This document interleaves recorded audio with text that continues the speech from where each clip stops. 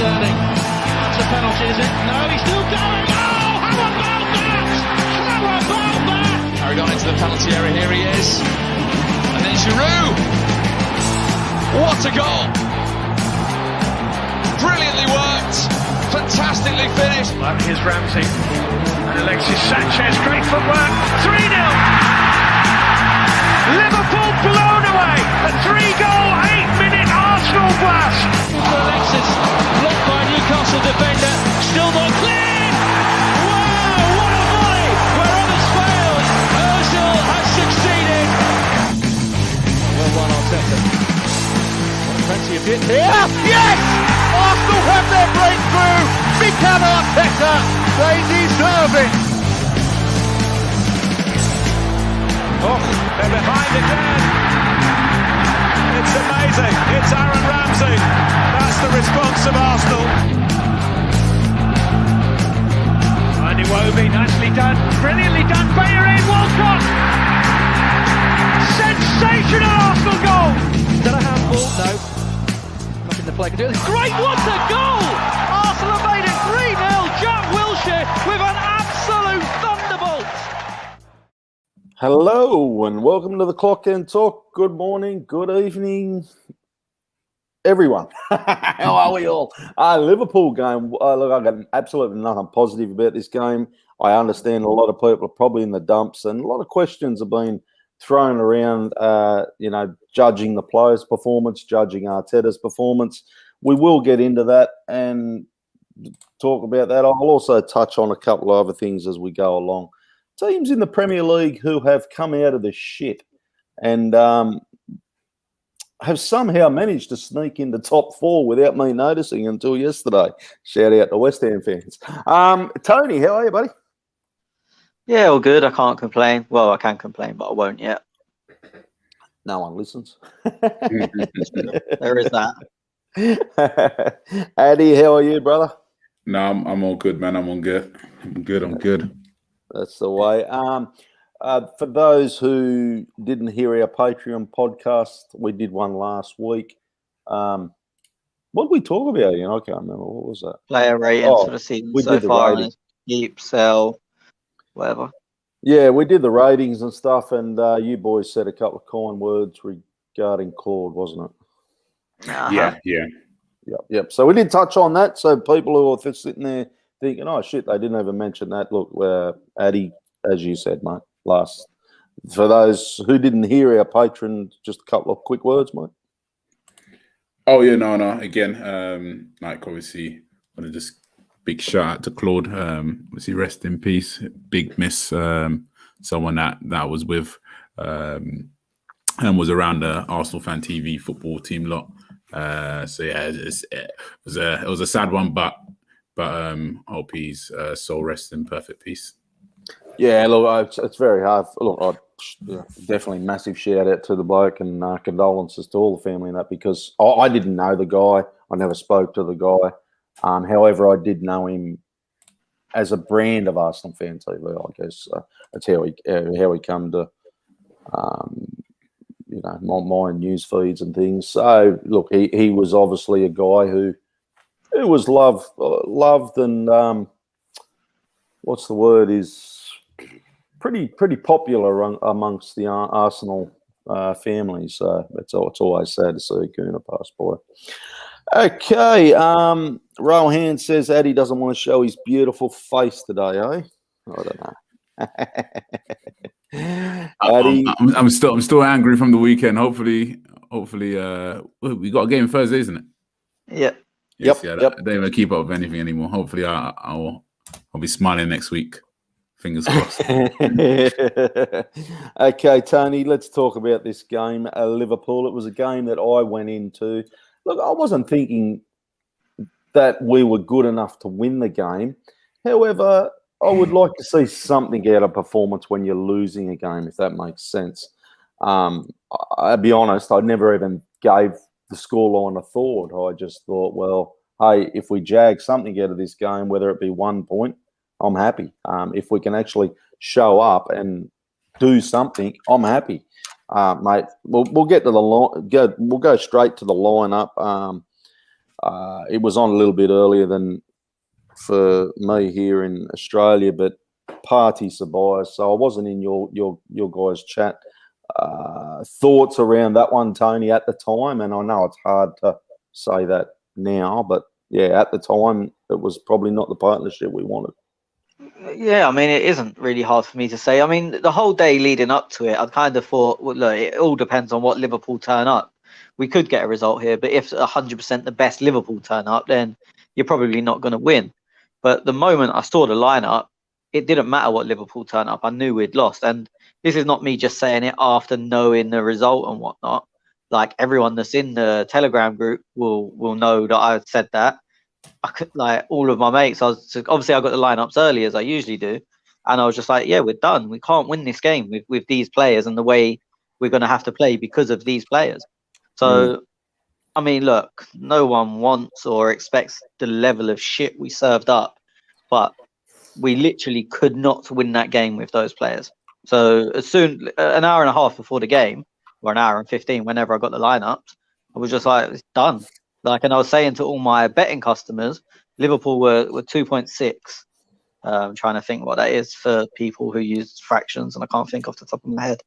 But it was just like, I was saying to them, like, have a field day, put whatever you want at Liverpool on 2.6. I didn't, because I will not bet against Arsenal. I mean, I don't really bet anyway, but just I saw Liverpool at that price. There was no way we was going to win that game, and the best we could have hoped for is Liverpool to turn up and be shit, be more worried on their game today, and it be a dire 0-0. That was the only way we was going to get anything out of the game with that lineup.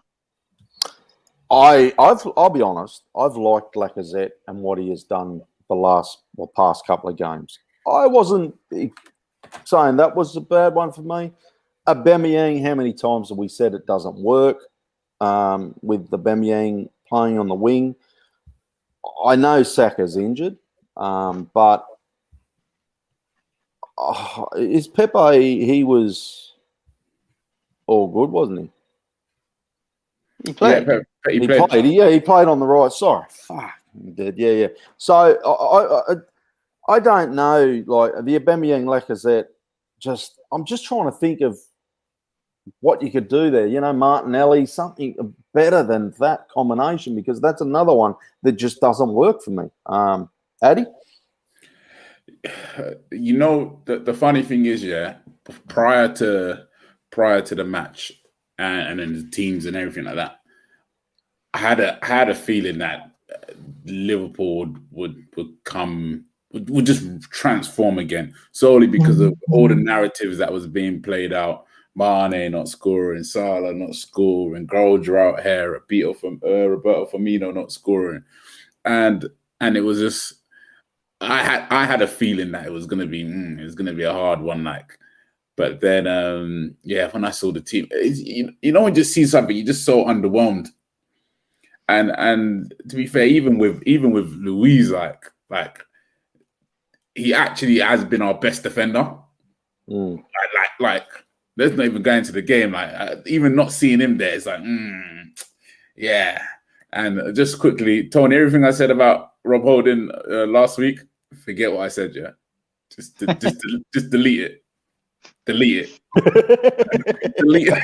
I know, and that's what he does, doesn't he? Like, he's one of them players that it's okay. My question, Addy, I suppose, is: do I start pinpointing the team performance, or do I start pinpointing individuals who just didn't perform? You have to do both, because as a team, we didn't do nothing. And usually you could have a few players doing well and then a few players doing bad. But then I think on both fronts you had bad team performance and bad individual performances in there. For me it was shocking.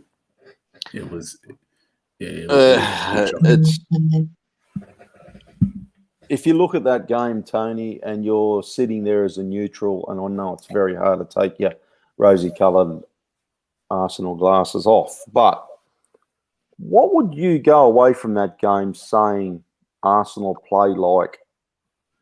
Shit. Well, what else can tactical. you say? What was? I'm just trying to understand and get and then thoughts on everyone else. What was Arteta thinking here? I don't know. Like I feel like I say this every week. I'm an Arteta fan, and I believe we will improve under him, and to an extent we have been improving. But I'm not an idiot. I can't defend that performance. Like, I can try and guess that he wanted to play through the thirds. Ceballos was there to pass the ball forward to Lacazette, who was hopefully going to hold it up against their two inexperienced centre backs, and we could get Aubameyang in the channel between Phillips and Trent. That is what I imagine he thought, but I'm guessing. Like, as I said, I'm not biased enough to sit here and go, oh, this is what he was doing. We were just shit. And as Addy said, it was collectively, it was individually. The team performance was shit. I think every player was shit. The tactics were shit. Like, everyone for me is almost equally to blame. Like, from Arteta to the players to the team as a whole. Even the coaches that let Arteta do that and let the players play like that, everyone is to blame. Like, just there's no one that escapes any criticism.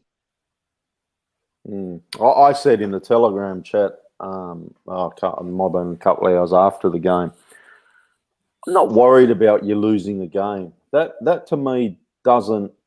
If you, I'll rephrase that. I do worry about losing a game, but I understand you're not going to go through. It's very rare winning every game, and you're up against the Liverpool team, who, hey, let's face it, they're pretty fucking good. But I disagree with that. Yeah, after this morning's effort. No, not even this morning. Like this season, they've been up and down, haven't they? Yeah. Look at the centre backs that we were playing against. That defense hasn't been great this year. But this is where I worry, Addy, where we are as a team. But if I'm just going to play devil's advocate for the sake of it, because I kind of agree, and I don't think Liverpool are great. They've not lost to any of the big teams away, and in fact, they've won most of them. They've been shit at home. But away, they drew with City, drew with United, beat Chelsea, beat Tottenham, beat West Ham, if you want to put them as a big club. Mm-hmm. Not big, but you know what I mean? They're fourth. No. Right. So there's... Again, I'm playing devil's advocate because this Liverpool team hasn't been great. But if there's any of the results you would say is normal for them, it has been doing well away to the best. As opposed, yeah. Boys, and MAA Gunner was going to touch. He just mentioned something that I was going to mention as well. Is Granite that big a miss in this team? Can we just not play without Granite? No, I don't think. I don't think so. I think you don't need a Granite. For me, at the moment, is more you need a Luis, and I can't believe I'm actually saying that. Like, but then again, at the same time, it's like we need a Saka as well. Like, it's like the players that are individually doing well, we just need them every single week. But you can't. It's like you can't. Okay, take someone out, bring you in. And then build from there. It's just so I just don't understand from my point of view. The other thing that I don't get, Addy, as well is, and Tony's not a massive fan on the captain's role type thing, but for me, when you have this team on the paddock, I look to who's the leader, and I see no Granite, I see no David Luiz. And they are the guys who motivate you to, when you're down 1-0 or 2-0 or something, they will keep you on your toes and keep you going. And I look at this team, apart from Tierney, who went off injured, and we'll talk about that in a minute, I don't know who's that player because Aubameyang, head down, ass up in the air, poor me, I can't score a fucking goal. You're watching the wrong kind of movie if it's face down, arse up. That's different. But he's got his hands on his hips and his head down, and he's just not interested. Just to cut in very quickly, you said, I'm not big on the role of a captain. I'm not. I'm big on the role of leaders, and I think you should have 4 or 5, which is why I'm not big on the role of a captain. So what you said is half true. Like, you're Mm. right. I'm not big on a role of captain, but I think there should be leaders everywhere. And this team doesn't have it. No, I completely agree. It's just not there. I look at Callum Chambers, and he's probably thinking, well, I've only played a few games, Rob Holding, I'd expect to take a bit of ownership and a bit of that leader's role, because he's kind of that. He's been there a little bit now. Pepe's not that. Chambers has been there longer, but it comes on to what I said, like when we was doing our reviews last week. We've got a lot of players that, and Holding, I think I mentioned it about him specifically, but maybe I'm wrong. He's one of them. He can't come in 1 week and then be out for 3 weeks and come in. Like, he needs a run of games. Whether people think he's good enough or not, I think when he has a run of games, he is good enough. But he's definitely not, and he's never gonna be someone that comes in every now and then. And as I said, I think I specifically mentioned him when I mentioned at this point last week. I talked about the wingers to start with. Pepe, dumbass me, didn't even fucking realise. But he did play. And Aubameyang is so far out of form. Do you know what? I'm going to massively defend Aubameyang here. Not because I think he was good, but just play another left back. I have no blame for him not doing anything going forward, because he was fucked, because our tactics are completely wrong. Don't play him to try and make Trent go the other way and then tell him to track Trent. Tell him to cheat. Worst case scenario, if you're going to put Aubameyang there, tell him to cheat and go to Trent. Go on, your move. See what you do. Because there's no point having Aubameyang track like that. And I'm not trying to say he played well, but I don't think there's any winger or in the world that would have played well under them conditions. It was impossible. That setup was made for Aubameyang to not play well, or whoever played there. And I can't remember who I was talking to the other day. And I said, really and truly, if we were going to play like that, and it won't be popular me saying this, he should have played Willian. If that was the style he was going to play. I was going to say Willian, or do you give Nelson a go? You got nothing to lose. Willian was the only option to play the way, and we still wouldn't have won. Don't get me wrong. I'm not saying that was the deciding factor. No, because he can't go back. That's the reason Martinelli won't play Martinelli on the left, because he can't defend. That's literally the reason he's been left out the side for however long, because United massively exploited it in the first half, and Ollie was on the sideline saying to Wan-Bissaka, "Do whatever you want. This kid's shit. He can't defend." That's literally what he was saying, like over and over. And then Martinelli got dragged at half time, and he's played minutes since here and there, and mainly through the middle. So literally, again, I'm not saying it would have won us the game, but it definitely wouldn't have won us the game. But with them tactics, the only option we have in our squad is Willian. But my point is, we shouldn't have been playing them tactics anyway. But I see Aubameyang getting a lot of stick. And look, it's right. He is not the Aubameyang we saw last season. He isn't a captain, and he never will be a captain in the traditional captain's role. But in that particular game, I don't know what he could have done that would have made people happy, because he was set up to fail, and he done exactly that. He couldn't have done anything else for me. Okay, I'm going to try and get to a few facts, goals, things like that regarding this substitutions. Our first half, look, I'll be honest. I thought to myself, we played shit. How the fuck are we still walking into the sheds 0-0? I was like, something might happen in the second half, because we seemed to come out, if we've had that shit performance in the first half. I remember a few games this season where we've gone into the sheds, Arteta's blasted us a new one, and we've come out in the second half pretty fucking good. So I was a little bit positive coming out of the second half. The only thing with the first half, if I'm going to say anything on it, is apart from the Milner chance, which would have been quite hard to score because of the angle Holding covered at, they didn't have a sniff. Look, we were dog shit, so none of this is defending us. But they didn't have a sniff in the first half, apart from one chance, which looks like a bad miss, but it would have been a hell of a finish if he scored. So it was one of them. Like, to be honest, I think we tried to come out of that, and we probably shouldn't have done. I think actually changing is what fucked the game. Well, not fucked the game, because we were dog shit either way. But you can't play like that and then suddenly come out and be a pass and move, play through the thirds, total soccer team. So to me, we should have just said, look, this is a shit day. It's not working. Our midfielders are scared of the ball. Just bed in and fucking hope for a 0-0 or Liverpool do something stupid. But we actually changed it a bit and tried to pass the ball for some reason. And then we left spaces. What do you got on the first half for us, Addy? Anything that you've seen? For me, it's just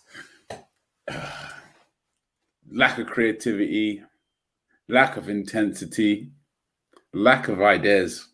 That's what it was, and then again, it just goes back to that October-November period where it was just abysmal, and it was just that, and then. But then again, now that's where cool. It was 0-0, and I think that Milner chance was the only real chance, and it would have been a hard chance to score. But then we didn't even impose ourselves or anything like that. The game, I think absolutely nothing. No, we done nothing, and this is where I look a little bit. Not a little. I look back at Arteta. And I think to myself, you're out of your depth, pal. Like, if and Ross has said it here. What did he say? Granit and David Luiz were out, right? When they're out, he's got nothing. There's nothing happening. Bellerin, Chambers, is he the right position? Is he the right bloke to be playing right back, or do you look to? And I know, Tony, you don't rate Bellerin, but at least he gets up and down that fucking wing. We're trying something out wide. The way Aubameyang played and was forced to play, I agree with you.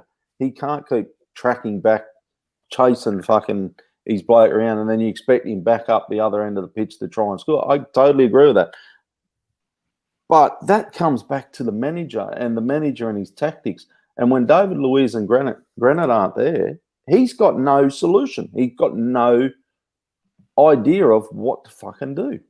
And that's I wouldn't even put it down to Granit and Luiz. We're missing what has been our two best players this year as in calendar year in Saka and Smith Rowe. Whether it's disgusting that they should be our best players because of their age and relative experience, but we are. And look, he got it all wrong. I'm not trying to defend him in any way, but I don't think one game against Liverpool, yes, he got it wrong, but I don't think that makes him out of his depth. And in the same way, when we beat Man United at Old Trafford, I didn't say he was above his station. It's just he got it all wrong on the day, and it happens. I'd seen that no one said Wenger was out of his depth when he lost 6-0 to Chelsea or 6-2 or whatever it was at the Etihad. And I'm not comparing Arteta to Wenger because he's obviously not at that level. But the best teams get battered sometimes. It happens. Shit teams get battered as well. And at the moment, we're somewhere between. Well, we're not somewhere between the best and shit. We're closer to shit than the best. But I think getting it all wrong on any given day doesn't make you out of your depth. But he certainly did get it wrong. As I didn't even mention, my main gripe before the game was actually the right side.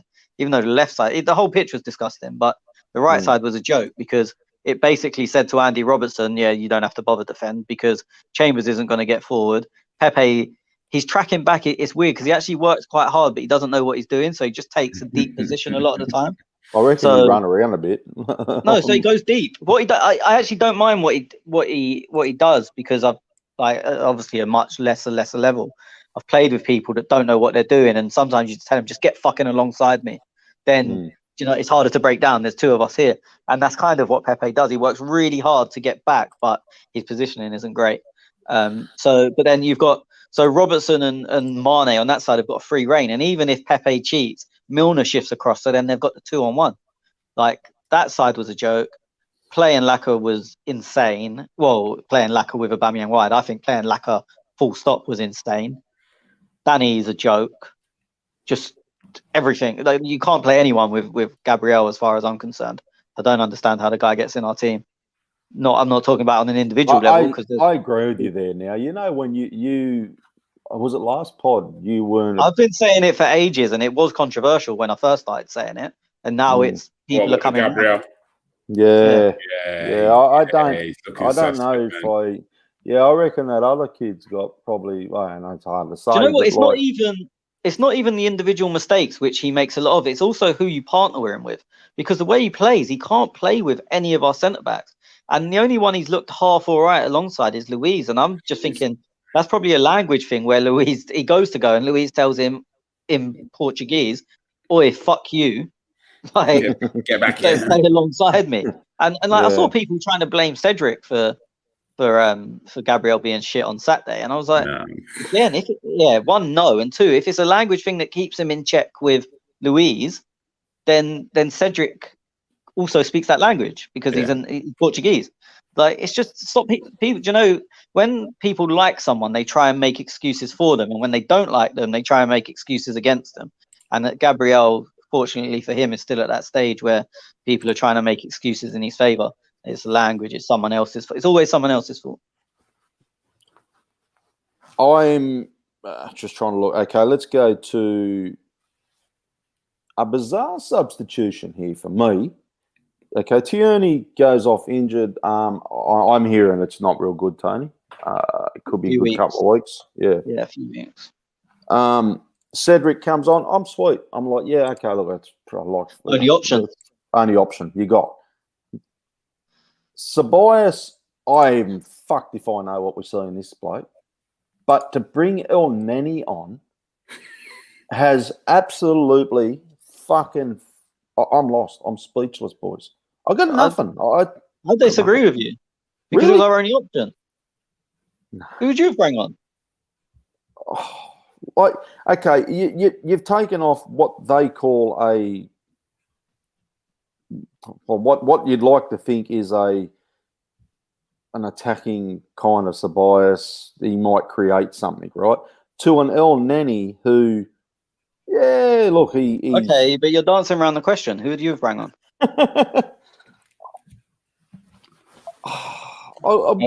Say Martinelli. Go on, say Martinelli. No, William. I would have bought William. Or I would have bought. I just think you got to go for it. Yeah, Nelson. I was going to say Nelson, but you got to go for it. That is it. You're fucked either way, right? So you might as well go. Okay, let's go down, fucking trying, or let's double fuck around. I'm not going to lie.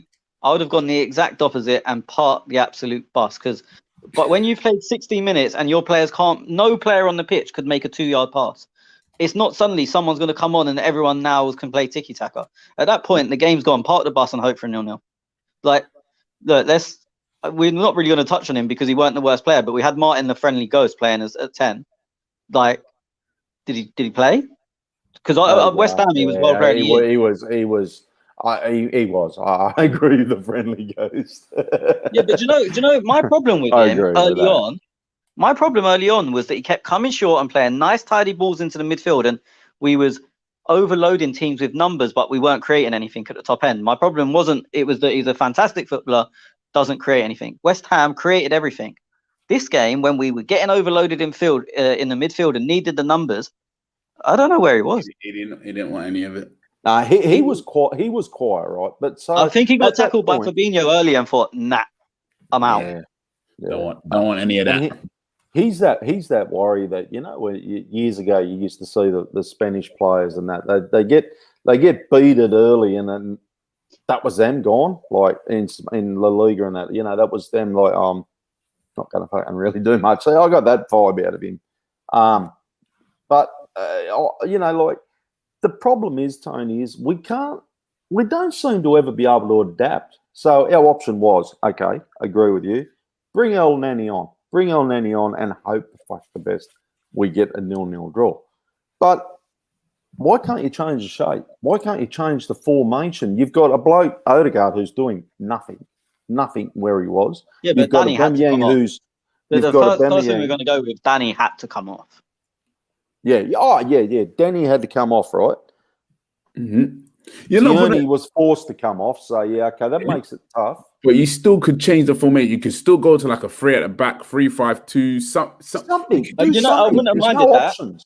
I wouldn't have minded that. But if we would have gone to a back 5, people would have lost their shit. Especially, look, it was 0-0 when he made that sub. If we changed to a back 5 and lost 3-0, people would have lost their shit. And also, we was getting outplayed in midfield, so he didn't. I can understand him not wanting to lose another body from midfield because Ceballos was shit, Odegaard wasn't there. So we basically had a one-man midfield anyway, and I think Partey lost interest at half-time as well.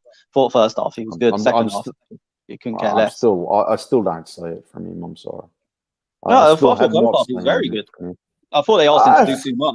Yeah, but I thought first half he was very good. And then at half-time he was the best in the team. Fuck this. Yeah, he was the best in a shit team. Russ says he only knew Ceballos was on the pitch when his number came up. No, I didn't. Fucking the amount of times he gave the ball away. Jeez, I was yelling at him. He was actually. Name.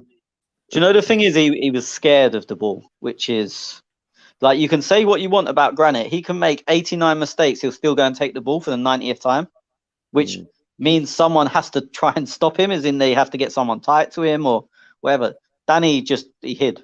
He didn't want to be there. Like as much as Odegaard got away with hiding because he was higher up the pitch.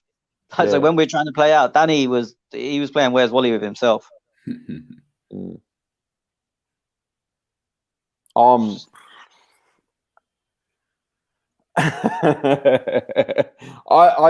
trying to look at their substitutions, and I'm thinking it's got to be. I see where Tony's point is because had Tierney not got injured and forced that substitution, we may not have seen an El Neni come on like we did. Look, Danny had to go off. He was absolutely fucking useless.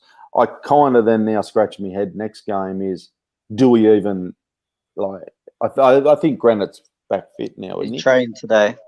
Yeah. Okay. So we're right now. We should. That was.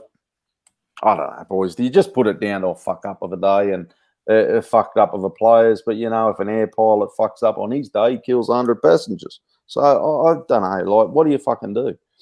Yeah, but you still have to pull it down to that. Doesn't mean it's forgivable, but if an air pilot fucks up, it's not forgivable, but you still have to pull it down to the air pilot fucking up.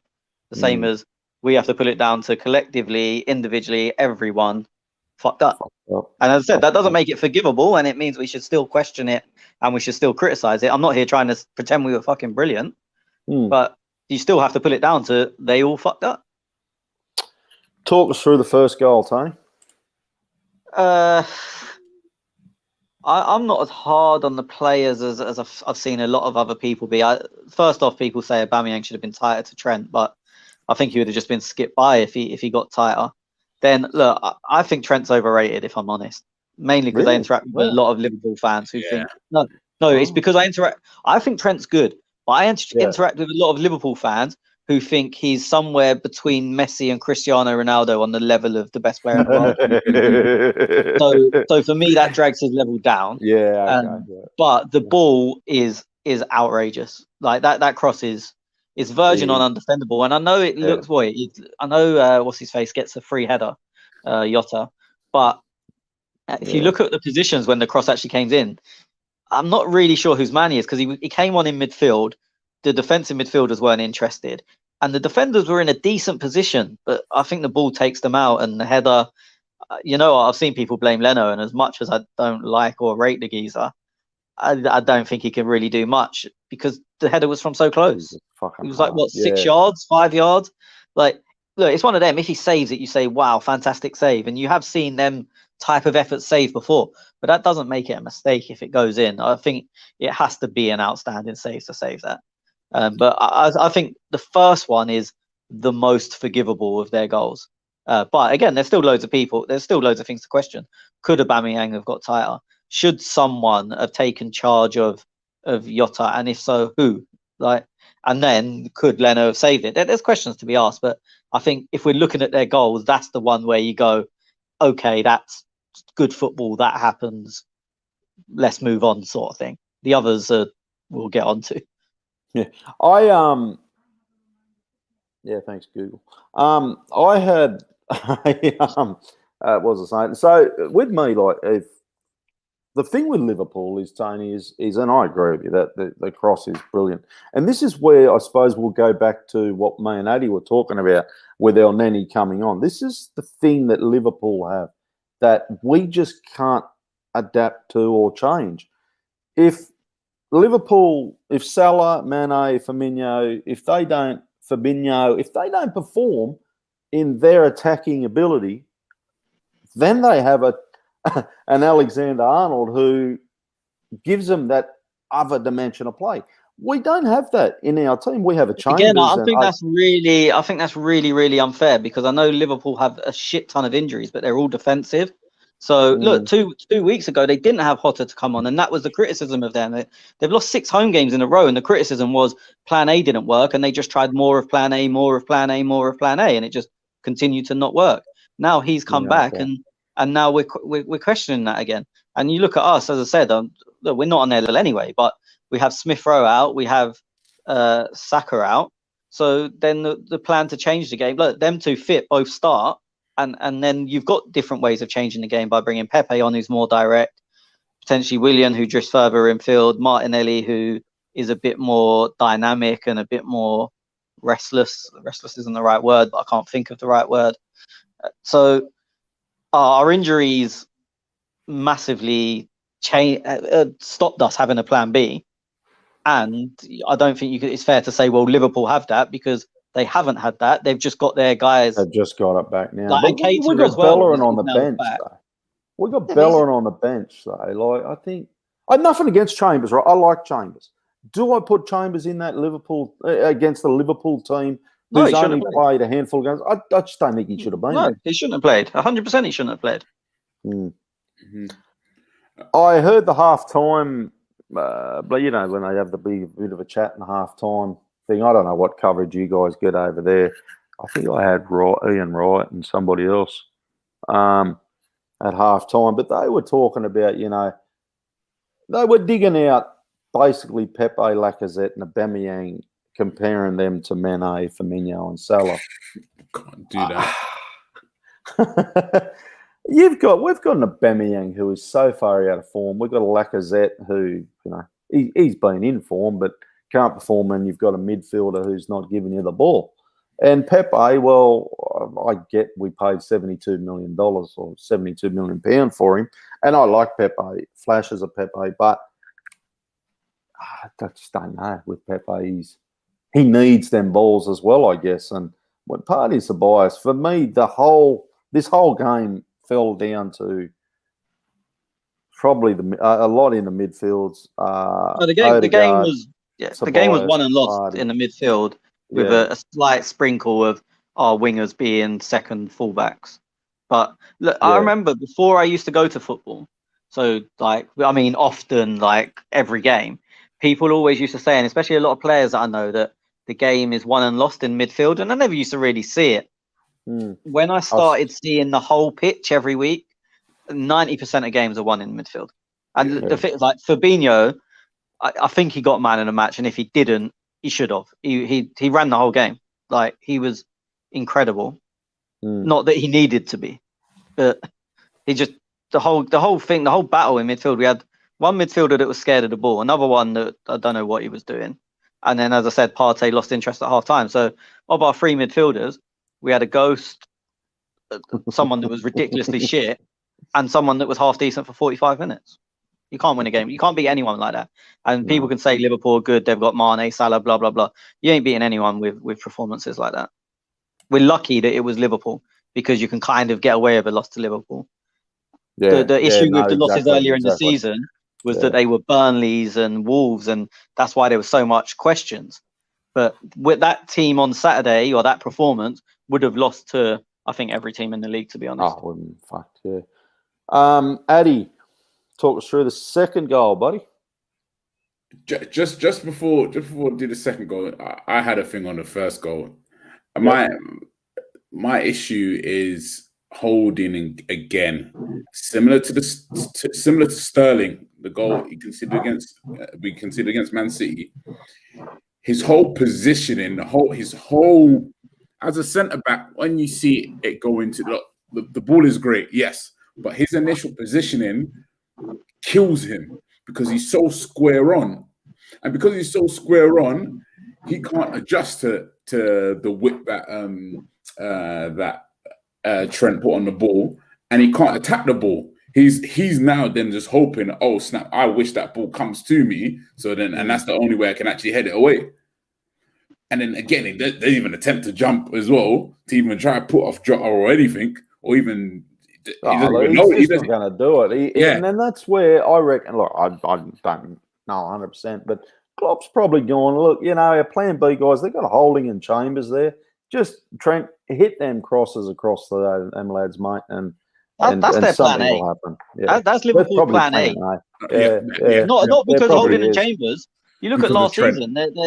Is that they and did Robertson? a lot last season. Yeah, I think he got. And he was high up in the fantasy points. Because he puts in 3,000 crosses a game, and at some point, some of them are going to come right, and that's what happened. I agree with Addy about Holding's position. No, I think the problem was no one took responsibility for the man. I think when the cross came in, I don't think Chambers had anyone behind him, so I even think he should have tucked round as well. Mm-hmm. I feel for Chambers. I really do, because I feel Chambers had Mane behind him. Was he at what for the goal? Was he there? I'm not saying he wasn't. I don't know. I didn't think he was. I remember when I looked at the pictures again, I felt like Mane had either come short or dropped to the edge or something. Maybe I'm wrong. So Mane was there, but then if you as the ball went out to Trent, he looked over his shoulder to see where Mane was. So Mane was in a box, but he was thinking Mane potentially may come in. So which is why he dropped off a bit to cover for Mane. But then once he realized that cross was actually coming into Jota, he tried to close Jota down. But really and truly, Holden didn't actually know Jota was there. That again, which was the issue. Holden was clueless. But, again, he didn't. That's the main criticism for me, is he didn't mark the man. He tried marking the space, and I think he tried to mark in the front post. But we were confused because Jota came on for Robertson, and we didn't readjust at all at any point. Not just for that goal, because I think Jota went up front and Firmino went as a 10, but we weren't acting as if he was the central striker. So I think Holding's looking for the midfield to get him as if he's come on as a 10, because Milner's gone to left back. So then they're thinking, has Jota gone into midfield? We just didn't adjust. And you can blame. As I said, for me, it's just a collective thing. And I hate this. I've just seen Ross's comment. I hate this. He didn't lose out to him. You can argue about his marking, and I'd say he should have marked him. But it's the same with Sterling. Sterling didn't beat him in the end. Holding loses out to the smallest player on the pitch yet again. He just didn't. This is an excellent point here. Russ also said, "What a sub, Jota for Robertson. Klopp is a manager who will take risks," and this is what, for me, Arteta doesn't want to take them risks. Bringing on doesn't. Can I just end this? Can I just end this point before you start? Let me just end this point before you start. Go on. 2-2 Benfica Europa League. What was the sub? So say it again. Sorry. 2-2 Benfica Europa League. What was the sub? That's when they moved Saka to right back. It was El Neni. It's very easy to take risks when you're dominating the game and you need to score goals. Very easy. So look, you can't say, Arteta don't take these risks, because just off the top of my head, no research, I've just seen the comment and reacted straight away. When you need a goal, it's very easy to take risks. We've seen Saka move to fullback numerous times this season. If you think I'm going to sit back, wait up. I'll pause this while I do some research. No, but this is what I love about it. It's off the top of the head. The point isn't right. Look, if we want to criticize Arteta, which I'm more than happy to do, let's do it with points that are real rather than making shit up. There's enough to attack him with without making shit up. For me, I might as well start winning balls. Be honest. I get where you're coming from. I get where you're coming from. You were happy with the Elneny sub, and I totally look. It's not even that. I can accept that people thought that was a bad sub, but don't go. Klopp takes risks. Arteta doesn't. When within me going like that, I can tell you in a game where we was in a situation where we needed a goal, he's made that sub. Russ says we needed a goal too. Though surely we would have taken 0-0 all day, and if you were watching that as a fan and thought I wouldn't take 0-0 here, you're watching it wrong. I don't like to tell people they were wrong. But I said at the start, if we got away with a 1 point draw, I'm happy, and if that draws a 0-0, I'm still happy. Okay, so I can't. But and that's at the start. After 60, that was the start. After 60, more the case. Yeah, I have to. Yeah, I know. Shut up, Tez. Just tell me, shut up. But second goal.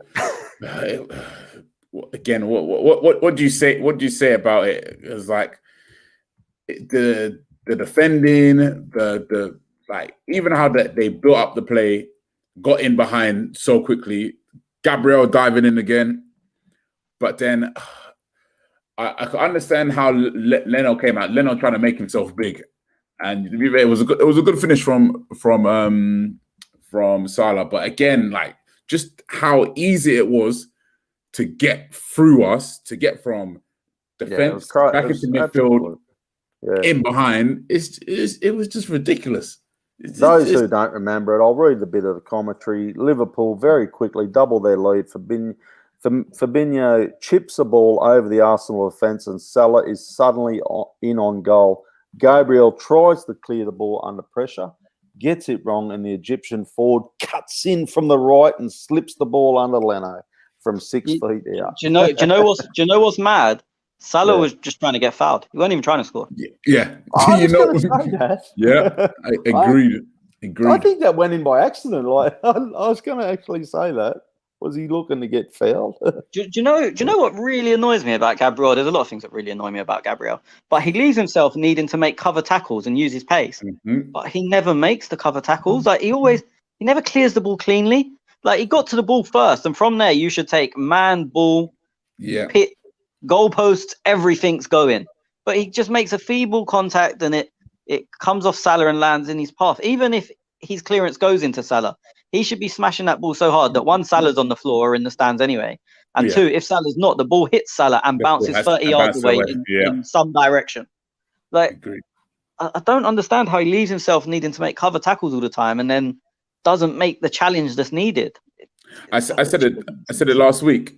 He thinks he's Koscielny, and Koscielny played on the front foot well because he actually could intercept the ball. So in his head, he's always like, oh yeah, I have to play on the front foot. I have to play. So obviously that ball in behind has already killed him because he's already automatically moving forward. But as you said, he actually got there first, which was even the mad thing. It wasn't even like, oh yeah, it was like both shoulder to shoulder. He actually got there first. So it was just, that's the thing that just confused me as well with that. Like, hook it away, smash it. Something. Do something. Yeah. I like a defender. Just boot the fuck out of the ball and get rid of it. Well, the thing is, once you've got the first touch, you're basically guaranteed a foul's not going to be given against you unless you're at knee height. So wipe out everything. Like, you know what I mean? Get the ball first, and then after that, go through. Make sure he is not getting the ball. I don't know about you boys, but you know when you're 6 and you're just starting to play football, first thing you're taught is clear the fucking thing, get rid of it. Just fucking dabble around with it all the time. I have to give a little shout out. I've got written here a Leno save at about the 75th minute. Well, just before, because I know Leno's getting some heat for the goal, and I don't think Addy agrees with it. I do. I think he has a habit of making himself the second goal. The second goal, yeah, okay. Yeah, I think he has a habit of making himself smaller when he's trying to make himself bigger. How do you come up with this? Because hold on, but you know what it is, yeah. You know what it is, yeah. With Salah likes to dink over the keeper. So then, which is why, and the angle is, which is why, if you look at how he approached Salah. He's still trying to, for me, he's still trying to stay big and he's still trying to stay up. But if Salah dinks you with his right foot, you say, well done, mate. Yeah. It's like, look, it's not, we've seen Leno make horrific mistakes. It ain't one of them, but it's one where I would expect better. Do you know what he does a lot? He's like, it's like he covers an area of the goal. Like you said, he'll stand up and say, you can't chip me. But if you do anything else, you're going to score. So he makes their mind up for them. And if someone's calm and composed, which I'm surprised Salah was in all fairness, because all he wanted was a penalty. But do you know what I mean? I just think he makes the decision too easy. Mm-hmm. Like, you can't chip me, but do anything else and you'll score. Well done, mate. Like, no. For me, yeah, as I said, it's not a horrific mistake, and I'm not going to sit here going Leno out because of that. It out because of everything else. Look, Leno's, it's very hard, boys. Look, I don't. Leno's like that goalkeeper who he's not the best in the Premier League. Is he in your top 3, 4, 5? I don't know. Maybe to some guys. For me, he's probably not. I think there's a lot better out there. But he's sorry, I don't want to keep score. No, sorry. But he's still a bit solid. You know what I mean? He is just good enough to not get binned off, I think, which is annoying. Yeah. That's mate. That's exactly the words I was looking for. Yeah. But that's a worry, Tony, because absolutely.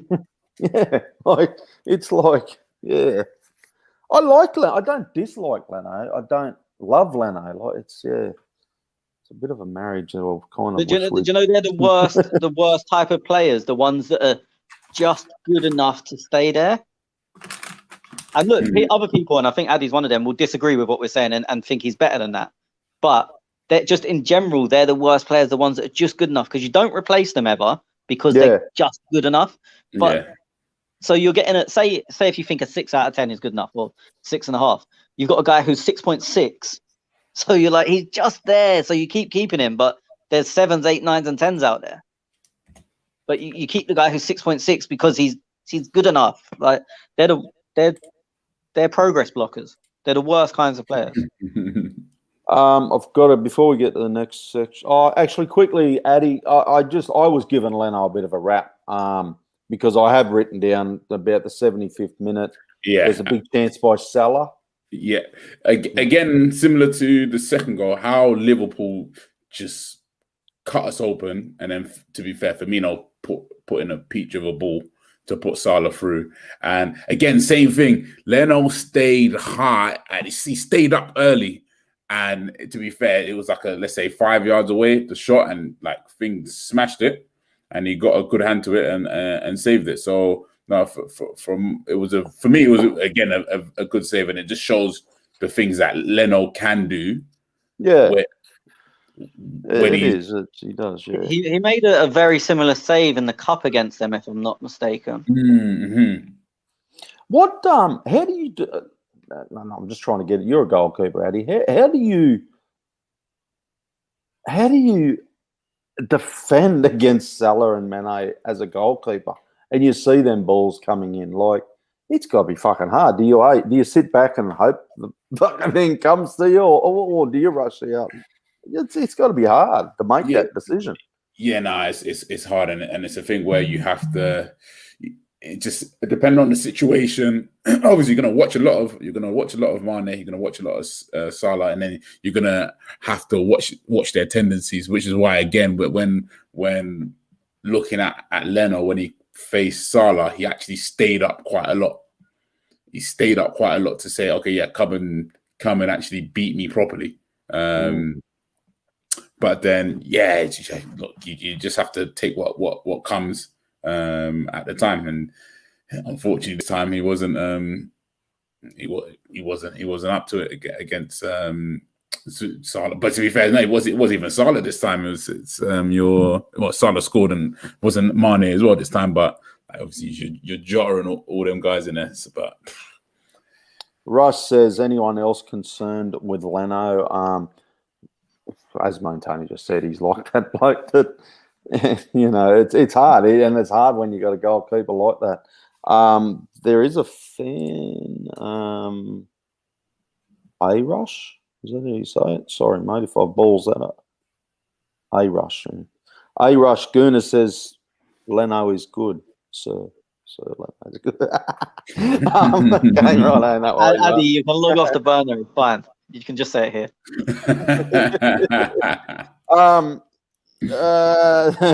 Tony, talk us through the third goal. If you remember. I don't know what Gabriel was doing. I just don't know. Madness. Do you know sometimes a pass can go wrong and you can be like, I can kind of see what they were trying to do. They just miss it or whatever. I don't know what he was trying to do because with a left footer, that ball it was impossible. It could not go to Cedric.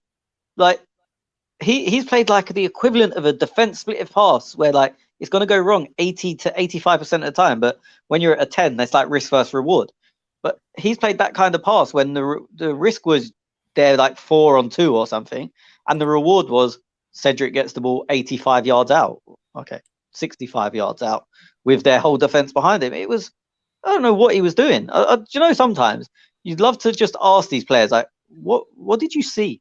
Like, what, like it's, do you know, it's when I used to, like, my mates that were playing in the championship and stuff, whenever you're playing like five-a-side and stuff with them, and obviously I'm much below them in level. And whenever you do anything, they would always say that, like, what did you see? What was you trying to do? Like, make it make sense to me. So, and that's what I want to know. I want him to just say, oh, this is what I thought was going to happen. Like, because I don't understand what he thought was going to happen there. And then, yeah, they have an overload. They have 2-on-1. I think Mane spins whoever the defender was really well. And then, yeah, Jota finished it. Nothing anyone could do. But beyond blaming Gabriel, there's nothing anyone else can do, I don't think. Nah, it was yeah. By this stage, I'd kind of give up all hope anyway. And I see that in the players, and that's a worry for me. You know, I get you 2-0 down at this point, but there was just no. I don't want to say they didn't know what they're doing, but there was just no. Let's get back into it. I never once seen that from this team. No, they gave up. They put the tools. Yeah. Just gave up, yeah. And I don't like saying that, to be honest. Like, I get it. You're 2-0 down in a game against, hey, a fucking really good team. And they were, well, better than us on the day, even if you don't want to say they're a good team, but they're still doing better than us. But, yeah. I've got another one. I fucking hard to read my own writing at time. 90th minute, big chance for Alexander-Arnold. I don't remember it. Everyone probably gave up. Yeah, I might have been giving Leno another shout there, but anyway. 3-2-1, Tony. Oh, God. I'm going to have to go Partey free because I thought in the first half he was good. It's the least deserving free we've had in a long time. I don't know. I'm gonna go Odegaard because he done absolutely fuck all and didn't get any criticism for it. So he's obviously done that well. Yeah. I know, it's fucking hard, isn't it? Yeah, and Chambers because nothing came down his side. I mean, I don't know. I'm trying to. I don't know. Like, look, fuck it, Saka and Smith Rowe because they would have made us better. Let's give them 2 in the 1. That's actually what I'm going to do. Fuck the rules. Fuck the rules. Partey 3, Smith Rowe 2, Saka 1.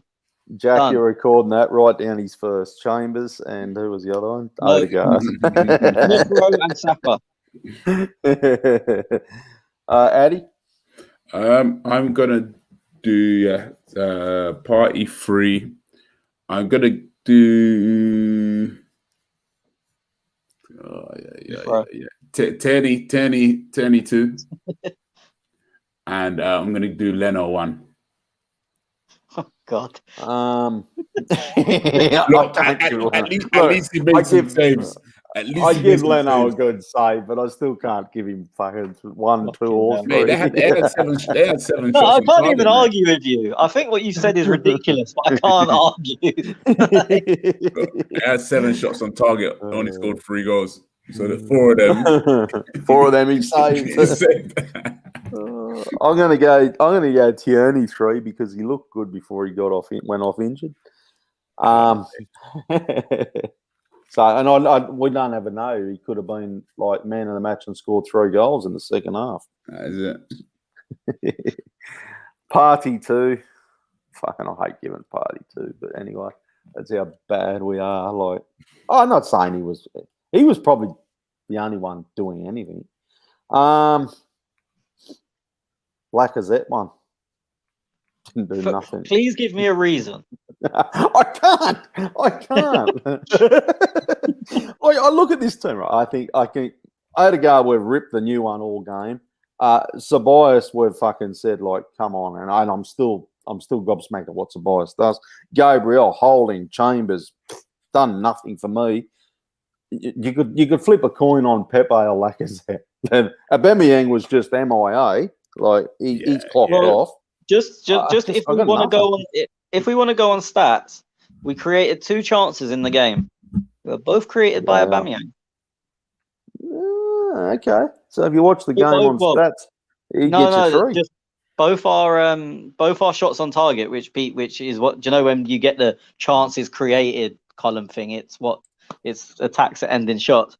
Both of them were one was for Cedric. I mean, one was Aubameyang was on the touchline and gave it to Cedric, who shot from absolutely nowhere, and Alisson caught it and then stroked his moustache. And the other one was a Pepe header that was offside anyway, and again Alisson caught it while stroking his moustache. But if people love numbers that much, our 2 chances were created by our master jinking winger, Pierre-Emerick Aubameyang. Wow. I've got a couple of, just going through comments quickly. Russ, what do you say? We read that one about Holding. We need a goal. Anyone else concerned about Leno? We touched on. The only 2 you've missed Arash saying Leno 3. Arash, Leno 3. No, he's right. He's right. Leno did concede 3 goals. He's right.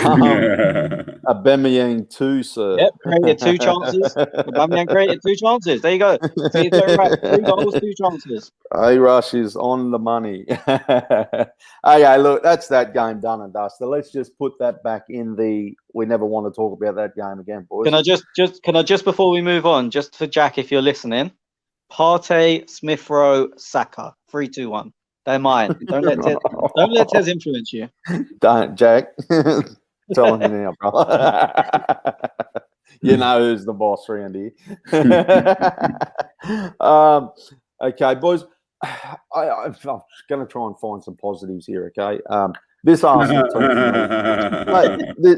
This Arsenal team. Only if someone got HIV. We all know they are shit, right? Oh, hang on. Russ has said, just a comment come through. We've conceded 3 goals in 2 consecutive games and effectively only scored 1. Wow. Again, that's ridiculous. Like, because people scored own goals. He's not right. He's just not. Right. What was the score in the West Ham game? Like, but look at like Dawson's own goal. 3-3. 3-3, yeah. Yeah, what he's saying is because there was 2 own goals. But, I mean, you look at the Dawson one, the ball's so good that if he doesn't score it, there's a tap in behind him. You can't go all that. But Dawson should have cleared that correctly, though. That's the only thing with Dawson. I don't think so. I think that's one of the balls. You can't do anything. I think the Lacazette one was made. Oh, obviously, it was going wide. Come on, you can't stop counting these. It's like, let's not be stupid. I know we're down at the moment. But come on, this is just being ridiculous. Okay.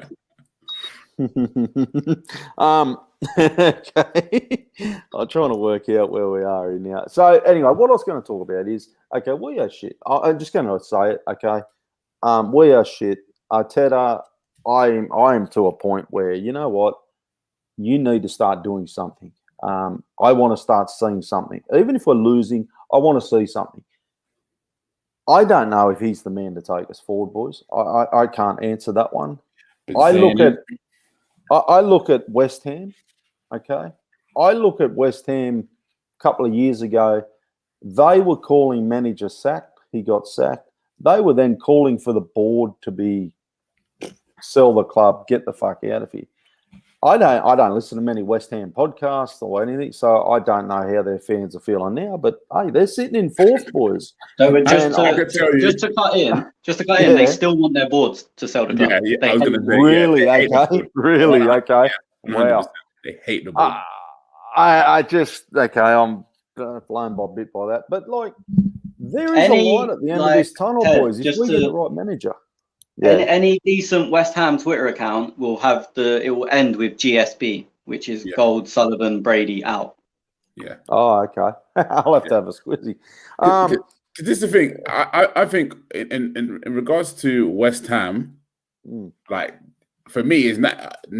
I don't think it's anything to do with the board. I think it's more to do with Moyes. Moyes understanding his players and understanding how to get the best out of them, what formation works for them, this and that, and obviously like small positives each year. That's it. Obviously, they bought Ben Rama, but he doesn't really play. They haven't got a good like. I look at their team on paper compared to our team on paper, Addy, and I'm not looking at market value or things because like people pay overs and stuff. So I'm not going to go Pepe 72, Bamyang, that. But I look at our team. I look at their team. I think I think our team's a bit better than them, and to see us still sitting in 9th and 10th, I think the fuck are we doing wrong? They would take our whole 11, but then, which is where now it goes to coaching for me. It goes to coaching because again now, and my thing is with Arteta, and I said this from back in November when we started the slump. Find your best team. Find whatever formation you need to play with them so you can get the best out of them. That's what you do. You get your best out of your team. And this is the thing. When Emil Smith-Rowe came into it, he found that, okay, this is how we're going to play. Tierney, you're basically like a left winger for us. Smith-Rowe, in that 10, you're going to start to create chances. We found that. But then with Arteta, he's now again starting to mess with it. He's now starting to, okay, let me try this now, or let me do this now. And obviously some of the things he has to try is because of injuries. So cool, fair play. But that is the whole problem with Arteta. He hasn't found a set formation stuff. And for example, again now, let's look when we came back from the pandemic. He said, "Cool, we're going to set up as a back three." Everyone knows their formation. We all basically knew the starting 11. We knew who was playing where. We knew the tactics, and we went on a good run. And we won the FA Cup. Everybody knew what they were going to do. And again now, which is why I say, from seeing that, and then coming into the summer, purchasing the players, it should have just been okay, cool. This is the foundation we built. Let's just build on it a little bit, and then once you get that foundation solid, and whatever you're building on it, that's been solidified. Then you add a little bit more. But he said, okay, cool. We had played with a free. We started the season with a free at Fulham, and Maitland-Niles at left wing back. Then he said, you know what, scrap it. We're going to go to 4 at the back, and it was just crazy. It's and you can't build anything from that, from my point of view. A couple of comments coming through. Russ agrees. Arteta changes the players every game. Rush, very, very, very hatch. Oh, she moves. Okay. West Ham are not better than us. Well, I have to disagree, mate. You look at the table.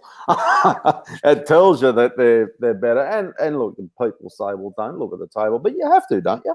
You have to go, well, we're fucking 9th. You're 4th. Or 10th. I don't know what we are now. For example, Moyes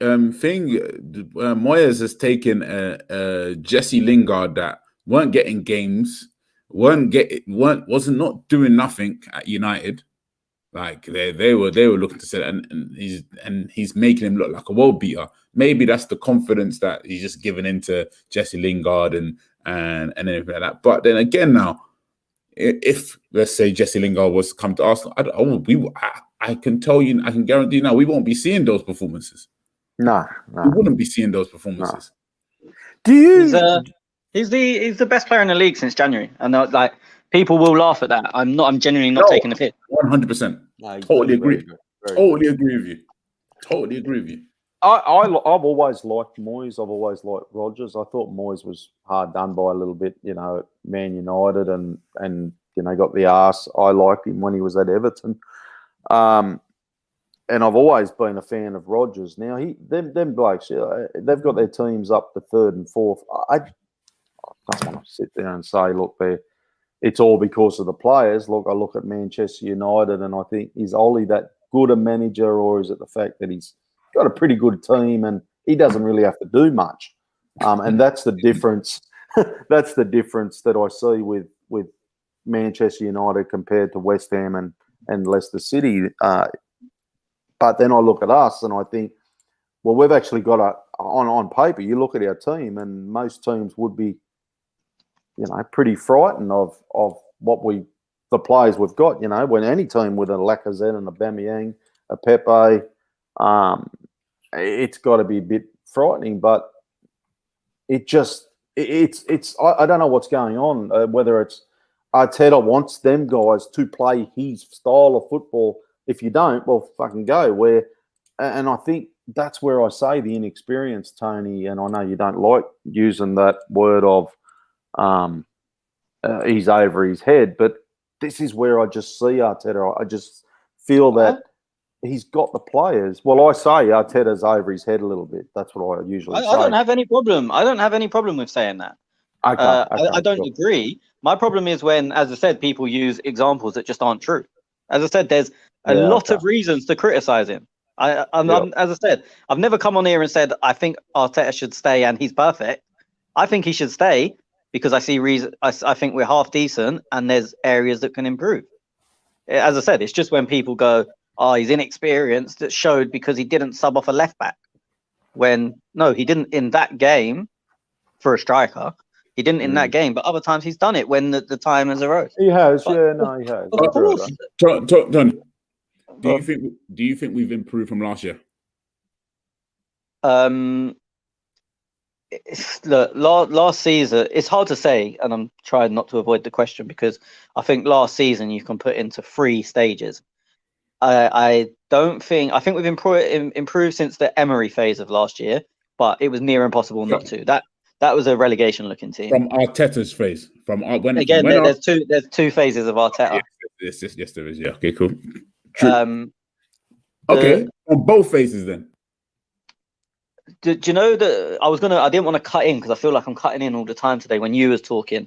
I actually think that winning the FA Cup set us back a few months because he never wanted to play a 5. We all knew he didn't want to play the 5, but then we had some success. And the exact same happened with Wenger. That we then made a load of after he won the FA Cup against Chelsea playing a 5. We made signings that suited the 5, even though Wenger didn't want to do it. And after 4 or 5 games of the season, he changed back and it fucked us.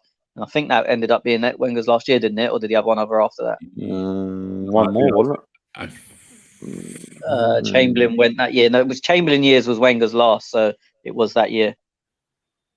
Do you think Arteta winning the FA Cup and then getting us up to, I know that was Emery with the final. No, I think the FA Cup set us back because we'd been on that run and it was kind of like, we're going to have to stay like this for a bit now, even though no one really wanted it.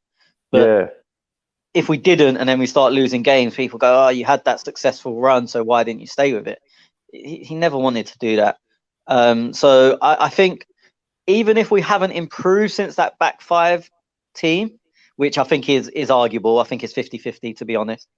I don't think there was any chance of that back 5 team to push on where I think this current team could.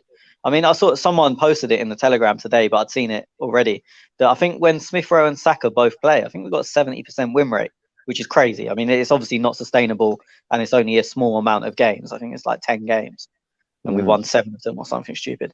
So there's a sign there we can push on. Look, that's not the be all and end all. You have to improve a lot more areas than that. But yeah, have we improved? It is very hard to say. I actually think our best period under Arteta has either been, and I think it's really close, from January to the start of March this year or January to lockdown last year. And I think they're toss-ups. And I think maybe I'm speaking for you, but I think the team you enjoyed most, Addy, was January to the start to lockdown. Yeah. Yeah, and so I'm not sure if we've improved since that team. I think we're looking more like that team when we've got everyone on the pitch. And look, it's not good enough to say, we had 1 or 2 players out and that changed everything. So I'm not saying it's perfect, but I can see where he's trying to go when we have that team out.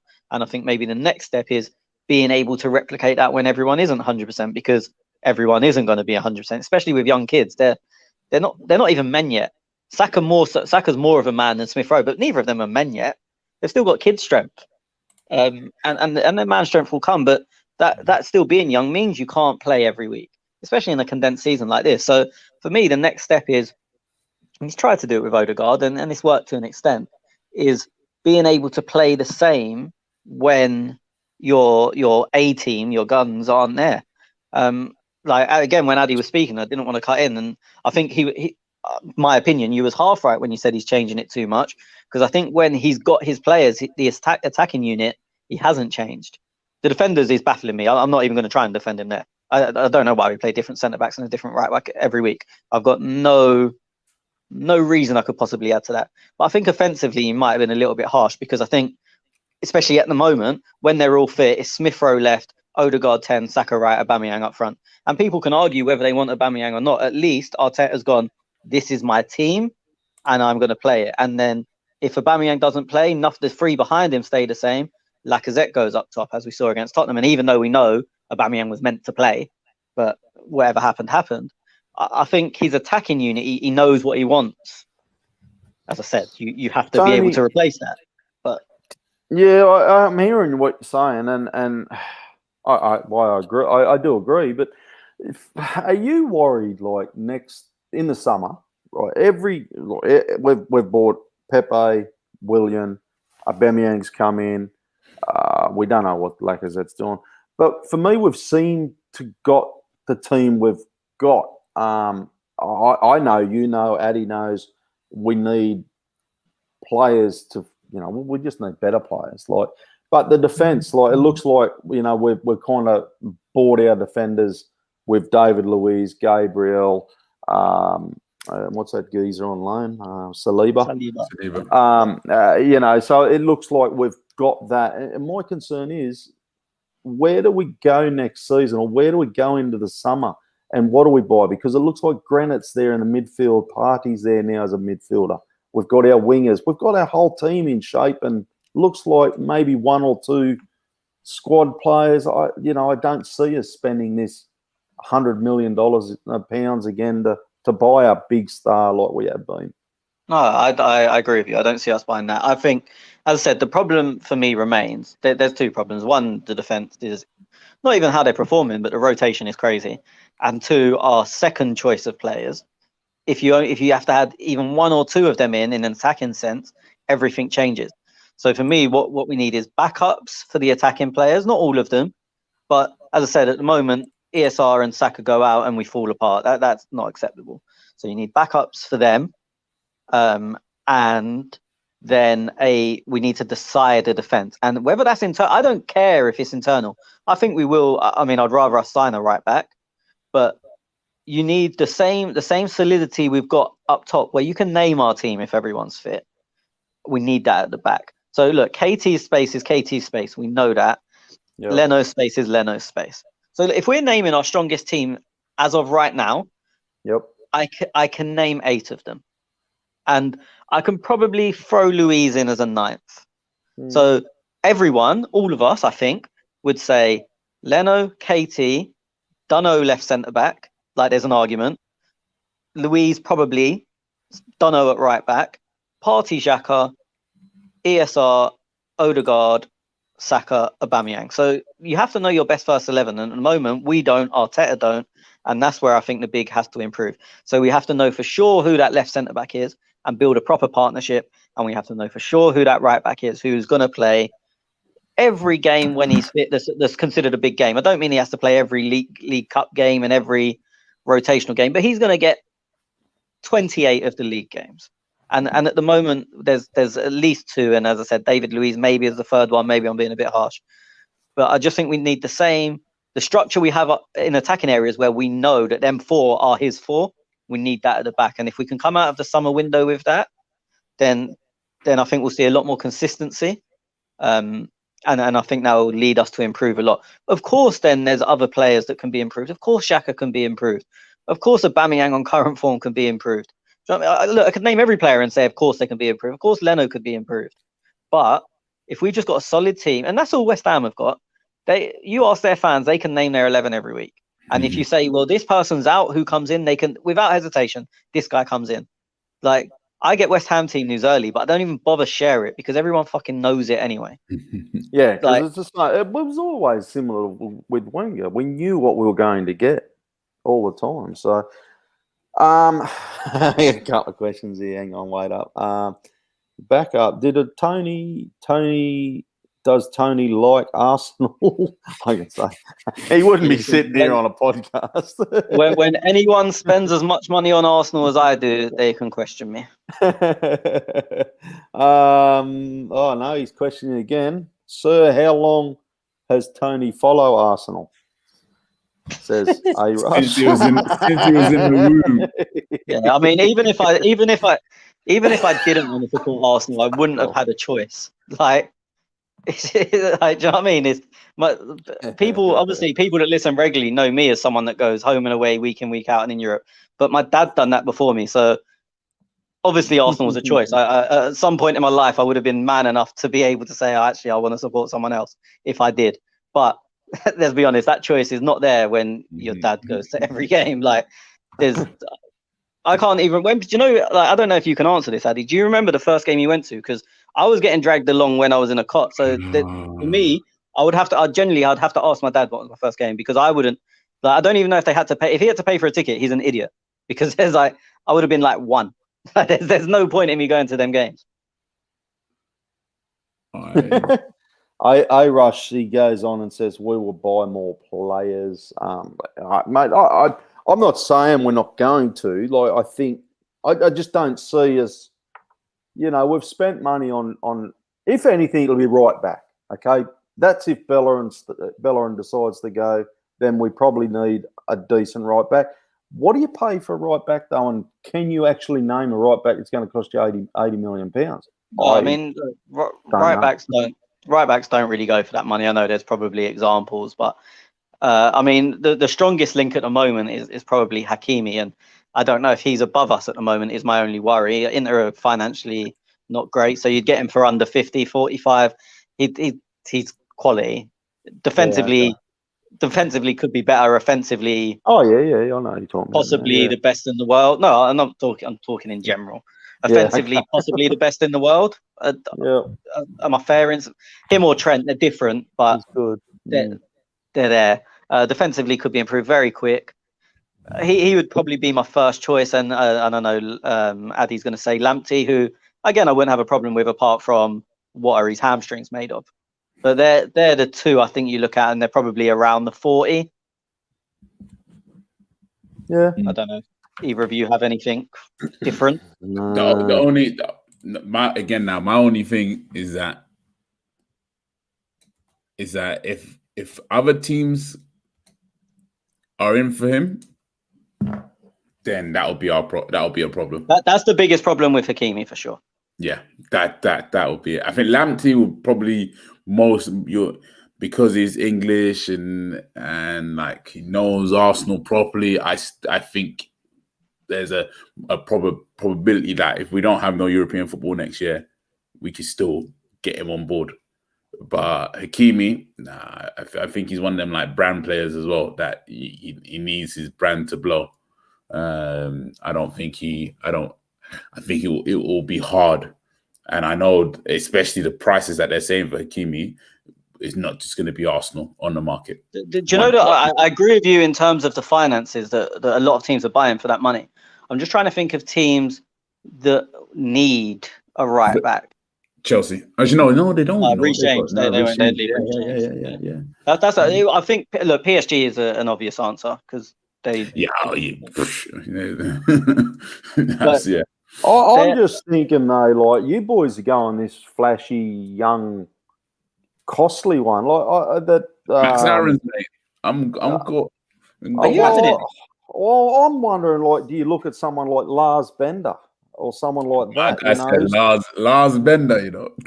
Well, okay. I didn't even know the Bender still played. I'm being honest. I didn't know that. That's why I never feared it. That's why. I just wonder whether you look at somebody like that. Like, you know, they're not going to cost you a fortune. You need pace, though. I think you can't be a fullback in the Premier League without pace. Yeah, true. And that's not an Arsenal thing. I think. Oh, look, I'm not saying Lars Bender. So everyone don't at me and go, "Oh, you're fucking crazy." But like at the end of the day, I'm looking. I'm just thinking like that mold of a player, you know, who's going to talk to your back line a bit. You know, you've got the David Luiz there. You know, you've got another bloke. Difficult from right back, though. It's really difficult from right back. Yeah. Because you should never lead a line from right back, even though it's weird because you can see across the whole pitch. But it's just like, if you think of great captains, then there's never many right backs, and even any captains. Gary Neville done it, but he was because he was an older statesman, not because he was the captain. And even Cafu done it because he was a legend, not because he was a captain. Yeah, maybe less of an extent with Cafu, but yeah, I think you have to go for someone half quick. And if you're going to spend that kind of money, well, no, it's just if you're going to spend that kind of money, you got to look at. You don't want to spend 50 million on a 28-year-old. That's just. And I said, I think they're both gettable. As Addy said, the bigger problem with Hakimi is who else wants him. But the only other rival I can see off the top of my head is PSG. And look, if they go in for him as well, then we get blown out of the water. I'm not even arguing that. But if there's only one other team you can think of, then obviously there's no guarantee that teams go in for him. It's not about. It's definitely something you look into. I'm not saying it will happen. Yeah. Well, that's the only position really. We'll be looking at. Yeah, I just want to. Addy, are you having Max Aarons? Because I'm not having him at all. I only have him. He's like third choice, fourth choice. I think if we bang average. If we can but this is the thing, yeah. Like I think he's a player that you can work with and you can improve him.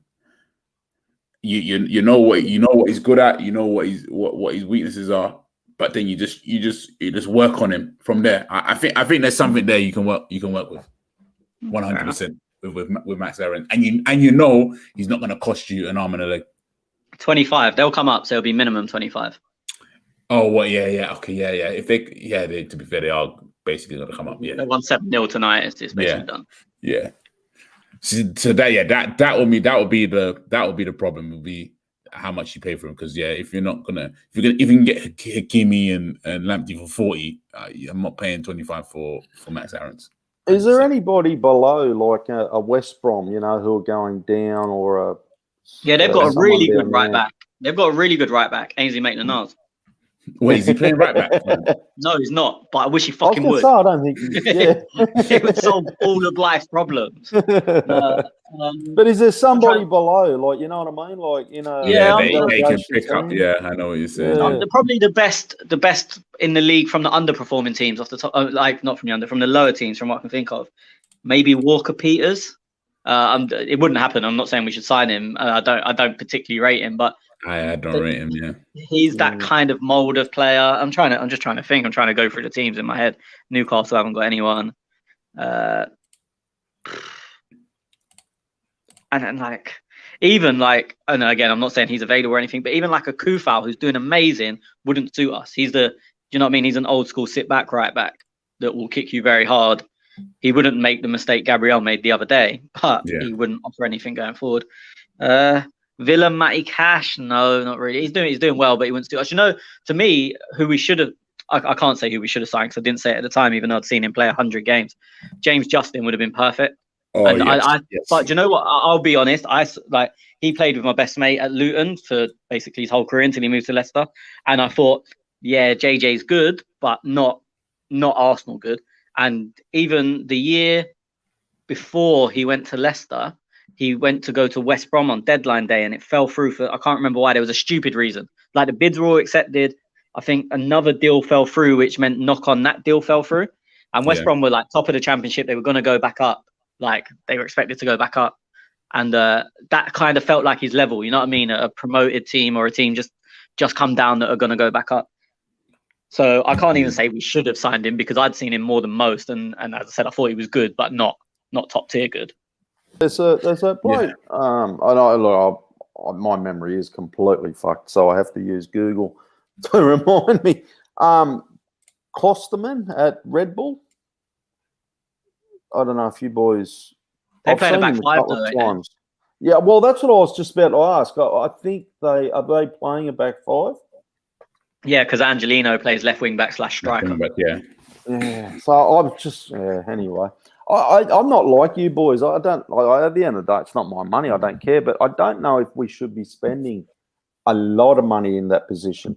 And I suppose it depends on what Arteta wants. It seems like he wants to, attack up left and right, right flank. So that's why we got Tierney. So maybe that is the option then, boys, is a speedy Well, I young think, right yeah, back that's that what you got. I think for the style of player we need. You're looking at the kind of money that me and Addy are speaking about. So look, if Yeah, you could get that kind of player for cheaper, if we could have got a James Justin for 7 million when he left Luton, then I think me and Addy would have both been on board with that. But you're looking at the current market, and that yeah, kind of player costs that kind of money. As I said, even Max Aarons, who's playing in the Championship, never really done anything. Looked okay in the Prem, but not. No one went wow. No one tried to sign him last summer, yeah. and you're looking at 25 million for that. So when you start looking at levels above that, you're looking at that kind of money. I just think that kind of player. I think. Well, didn't they get 16 million for Jamal Lewis, and he only had a year left on his contract? I think so. Yeah. You're kind of that's just the money you're looking at these days. I know Just what 40 it is, million because do you know what I mean. You look at 40 million as Ozil money, and you think, "Fuck me, that's a lot." I But then you think look that's at where it, I'm at. Yeah. And it's changed. Things have changed. It's not that. So everyone's worth 40 million these days, apart from Arsenal players. Arsenal players are worth 10. I think old mate A-Rush, he needs to get off FIFA because sell Lacazette and buy Haaland. Yeah, great, No, do that. wait. Who did he say we should buy? Haaland. Oh my gosh, yeah. Yeah. I wish. I think they are going to sell Lacazette. I think I saw something I during did. the week. He was 150 odd million or something. Who Haaland? Looking at now. What? Yeah. Oh, yeah. I Something thought you stupid. were saying Lacazette there. I was going to say. No, like I said, I can run with it, mate. Yeah, I'll drive him there. Lacazette's worth this summer, I think. It's going to be an interesting little summer, I think, boys, because the dominoes, it just depends on where the dominoes fall. Like, I'm not saying we're going to get him, like, of that player, but I wonder whether, if PSG or Atletico Madrid, they may come in for Lacazette because they've missed out on somebody like Haaland, and it might work in our favour and, give a bit of cash in the bank too. I don't know. That bloke from Norwich, we still looking at him. Emi Buendia. Buendia. I don't know. Yeah. No, I don't. But look, again, depends what happens with Odegaard, I presume, because I think now Arteta's set on he does need a proper 10. And look, that may be, if we don't get Odegaard, that ESR goes there permanently, and then we maybe need a left winger, or we need a William to end the season really well and think, okay, that's the solid starter option for next season, and we only need a replacement. But I think a lot of that, either the left wing or the 10, all depends on Odegaard. Okay. Do you think we're giving up on Aura? Oh, yeah. I don't know where he fits, but then I didn't know that last year, and we did try, so I'm talking shit. Because has he had a decent season? I feel like I haven't. I don't know. Yeah, see, that's the Yeah, thing. I feel like he hasn't been as good as what he was last season. His name was being thrown around, and maybe that's because I follow Arsenal. That's why it was. But that's I don't feel that this year. I found it so hot because there's football so often now. Like every day, there's a good game on. I found it really hard to keep up with foreign football this year, which I usually do because 100%. there's a strong Premier League game every day. And I maybe people think I'm going to be ridiculous for this, but Bayern Munich and Red Bull Leipzig, were 1 and 2 in the Bundesliga, and they played at 5:30 on Saturday. And I watched, what was the English game? Not a great game, like as in not two great teams, because I'm more interested in the English game. Was it Chelsea West Brom? No, that was the morning game. That was a good game. Who was it? There was the game before us, whoever it was. Oh, Man City Leicester. Okay, it is a good game. But still, really, Man City have pissed the league. Like, you should probably, like, a football fan should probably be watching Bayern Munich. Yeah. But I wasn't going to watch. I've not even considered that. Huh? I was not interested, I'll be honest, in watching Chelsea West Brom. I thought, this will be a smash. Smash and grab for Chelsea. I'm watching everything Premier League, and it's making me ignore other leagues. I'll tell you what I did. I watched Bayern Munich Dortmund a couple of weeks ago, and that's probably the only Bundesliga game I've watched this season. Yeah, I think there were 1 or 2 others maybe, but I've watched a couple of Dortmund. I haven't watched any like La Liga. I've watched no La Liga actually. Yeah, I usually watch La Liga. Oh yeah, boys, that's pretty much a wrap. We waffled on there for 20 minutes just to give a bit of extra content. But I was touching on West Ham and Leicester City. But before I wrap up, I just want you boys to just think, just answer, like, where do you think there's a light at the end of the tunnel for us next season? Like, we are in a massive rebuilding stage, and my problem is, after watching that Liverpool game, and whether I just do I just go on that Liverpool game and a couple of games throughout the season, I'm not seeing much of a light at the end of the tunnel under Arteta. I'll be honest. I'm not seeing us bring in too much new talent. I'm not going to, we're not going to go out and buy that flashy midfielder that everyone wants to replace Granite. And for me, next season, I think we're in for a couple of dark years, boys. With me, I'm exactly the same with you. I don't think that there's any light at the end of the tunnel, and I think it will end soon, hopefully this season. But I think there's no point going into next season, especially if we don't get any European football with Arteta. That is it for me. Like I said, cool. Obviously, I wanted him gone early in the season. That didn't happen. Cool. But if he doesn't achieve goals and targets this year, for me, he has to go. And I feel the next year with no European football, it could be we could be in the wilderness for a long time. Ali, can I just ask you a question? Because I think I know your answer, and I think he's already going somewhere else. So, first part of the question is, who's your next manager? But before you answer, I'm pretty sure Nagelsmann's going to Tottenham. So, who's your next manager? Wait, hold on. Nagelsmann going to Tottenham? I wouldn't go put money on it. Have you just blown us all out of the water here? What happened there? No, so if not Nagelsmann, because a lot of rumours I've heard from people that give me team news, and I'm not saying it's 100%, don't go and put money on it. I haven't put money on it myself. So this is not betting advice. But they're pretty confident Nagelsmann's going to Tottenham. So if we need to jump in then, bro. We need to. If that's already done. If that's already done, oh my gosh, that one would just finish me off. Like that's why I asked you specifically, because I know your answer. I knew your answer. Yeah, if that's already done, yeah, mate. Who'd you go for now? Like, yeah, he was up there. Look, you know what? I'm gonna have to go to a Tez one. I'll bring in the Rafa. I'll either bring in Rafa. Yeah, I like Rafa. Is he still on £3 billion a day? Yep, he's still on £3 billion a day. Or okay, my realistic head, but then this will need Arsenal to go and put on their big boy pants and bring the wallet and the cash. I'll go to Leicester and say Rodgers. I'll say yo, bro. I'm a bit like you, Addy. Moyes, Rodgers, Rafa, any of them will do. No, not Moyes.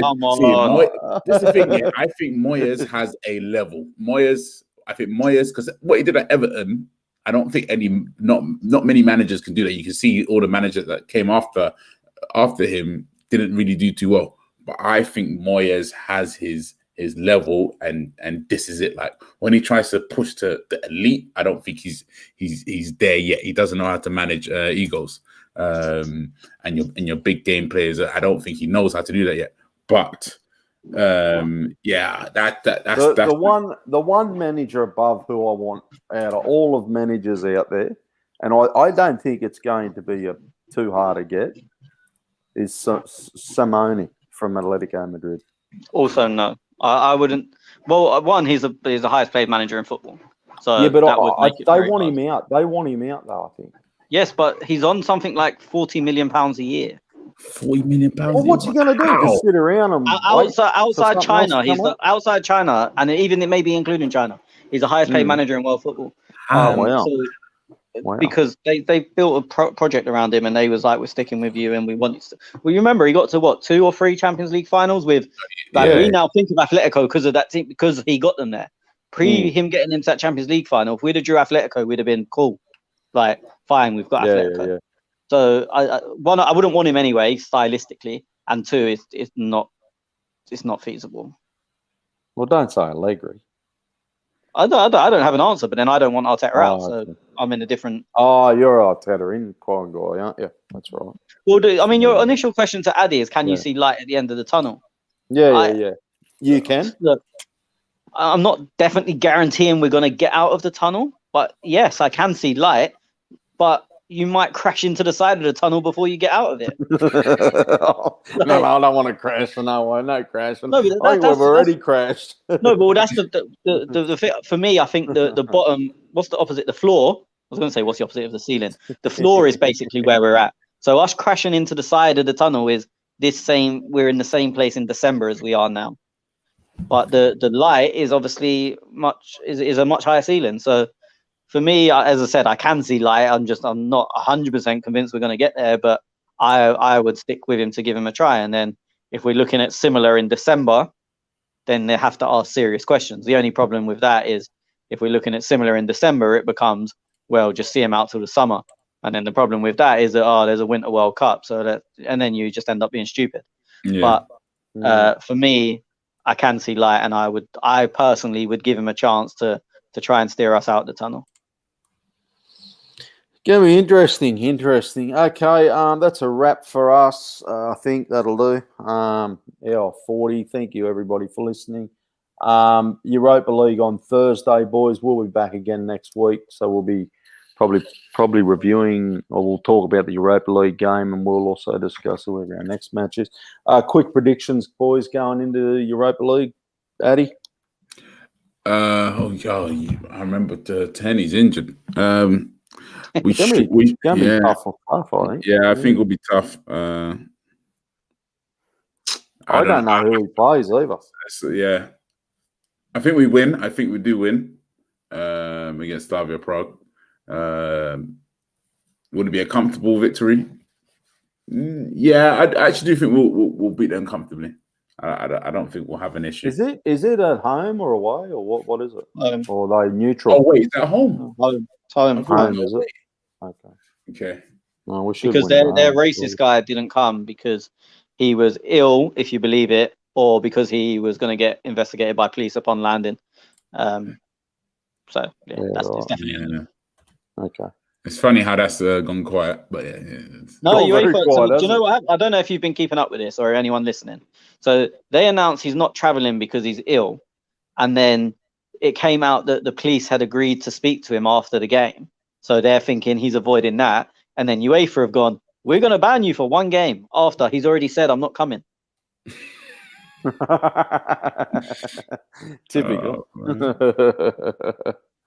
What are your predictions, Tony? When have I ever done a prediction? Tough game, though. Like, you think a tough game? Well, look, who do you think they've been very good in the Europa League. If we're fair, they beat Leicester pretty comfortably. I'm hearing, and I can't pretend I know a lot about their players, that they've only got one fit centre back. So you'd hope we go for them and we punish that lack of whoever's going to play there, like we did, to be fair, to Olympiacos when they played Villa at centre back. We did go for them, in all fairness, and we got the result. So I'm hoping. Look, I'm not going to give a prediction because I never do, and I don't know enough about them. But I'm hoping we go for them and go for the throat and either put the tie to bed in the first leg, or put it in a position where it's a fucking disgrace if we lose, like the Olympiacos tie. I know, like, we beat them 3-1 in the first leg, and realistically, barring some absolute madness, we was never going to lose the tie from there. I would hope for something similar, but I don't know enough about them, so I'm not going to sit here and go, Arsenal going to do this, because fuck knows. Just quickly before we going Cedric left back, Hector right. And what would you do? I think you have to. That's what you have to do. Yeah. There's no other options. Pablo starts for me though. With Holding. Yeah. Shit. Wait, is Luis not back? No, he's had surgery. Oh yeah. Forgot about that. Yeah. I think it's got to be Gabriel Holding, isn't it? I would go Pablo Holding. Would you? I like Pablo. I want Pablo there, but does he work with Holding? I don't know. Well, that's when we had the run, was them two. Was it? Yeah. Okay. Well, let's go then. Pablo Holding. Arteta is good, sir, says Rush.